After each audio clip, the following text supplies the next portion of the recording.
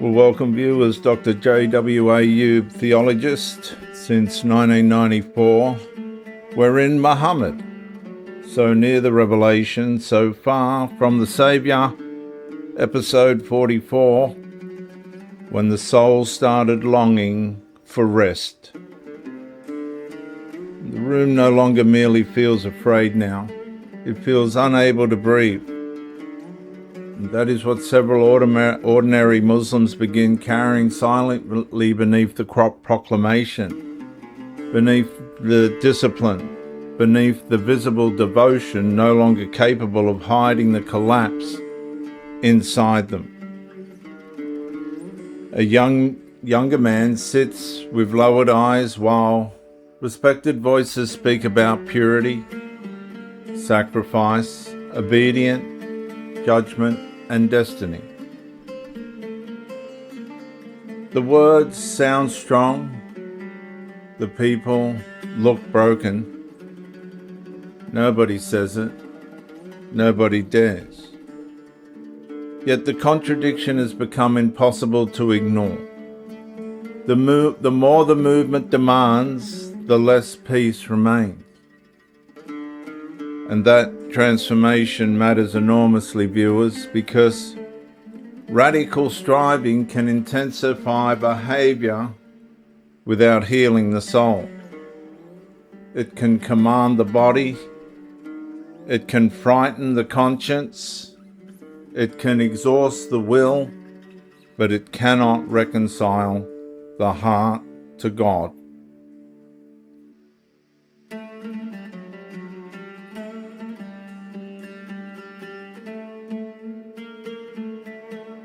For the Muslim viewers, the degeneration deepens there.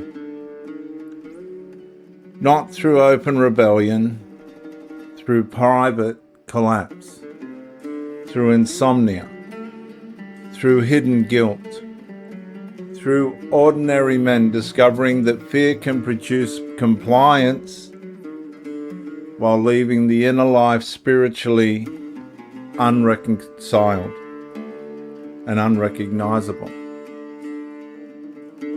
One follower wakes before dawn with his chest tight, repeating prayers that no longer bring rest. Another publicly praises sacrifice while privately wondering why obedience has not removed the dread beneath his ribs and in his skull. A third man smiles during the gathering, nods at the right moments, and walks home feeling more hollow than before.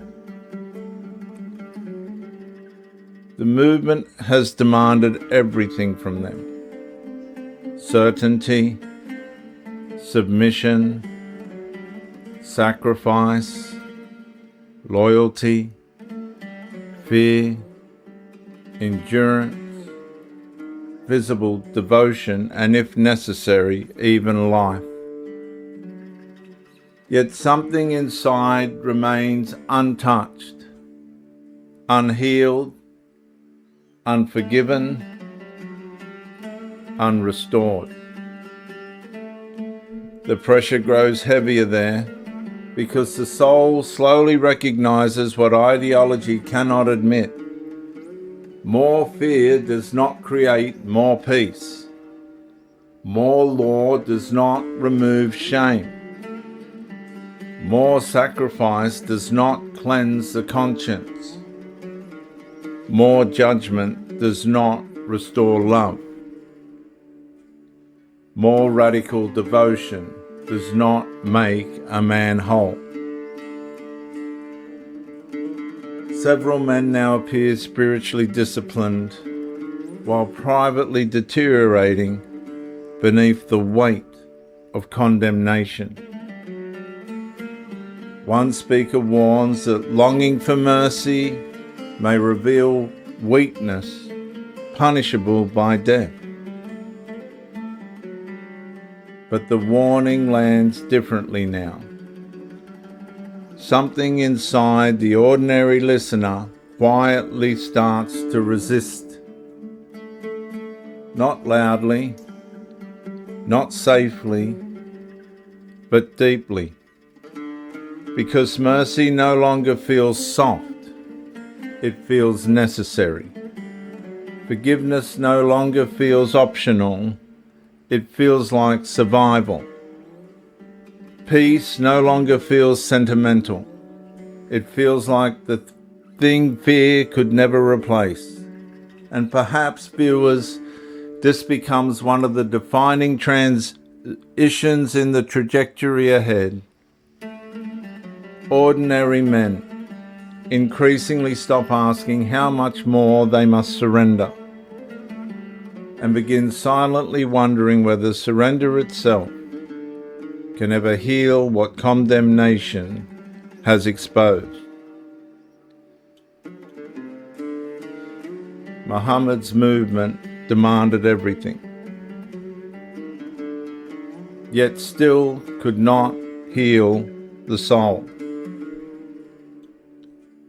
And beneath the exhaustion, beneath the radical striving, beneath the fear-driven righteousness consuming